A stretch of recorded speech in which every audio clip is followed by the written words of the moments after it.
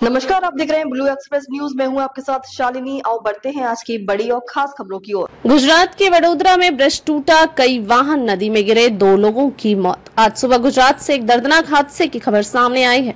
वडोदरा और आनंद को जोड़ने वाला गंभीरा पुल अचानक नदी में ढह गया। हादसे के समय पुल पर कई वाहन मौजूद थे जो पानी के तेज बहाव के साथ बह गए। इस हादसे में 2 लोगों की मौत हो चुकी है जबकि कई अन्य लोग घायल हुए हैं।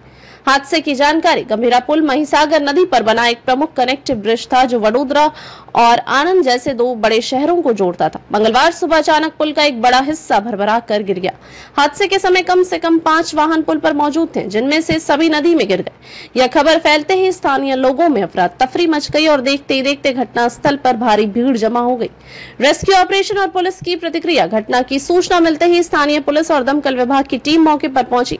तत्काल रेस्क्यू ऑपरेशन शुरू किया गया। दमकल विभाग के अधिकारियों ने नदी में गिरे वाहनों तक पहुंचने के लिए नावों और रस्सियों का सहारा लिया। रिपोर्ट के मुताबिक 3 लोगों को सुरक्षित बाहर निकाल लिया गया, लेकिन 2 लोगों की जान नहीं बचाई जा सकी।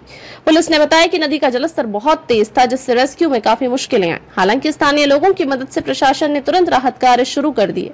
प्रभावित यातायात और वैकल्पिक मार्ग। इस हादसे के बाद से वडोदरा और आनंद के बीच संपर्क पूरी तरह से बाधित हो गया है।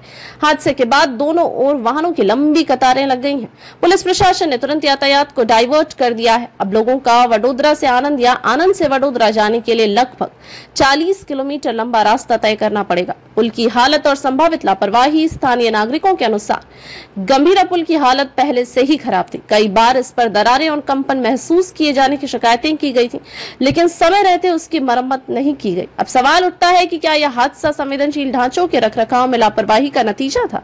अगर समय पर कार्रवाई की गई होती तो शायद ये जानें बचाई जा सकती थी।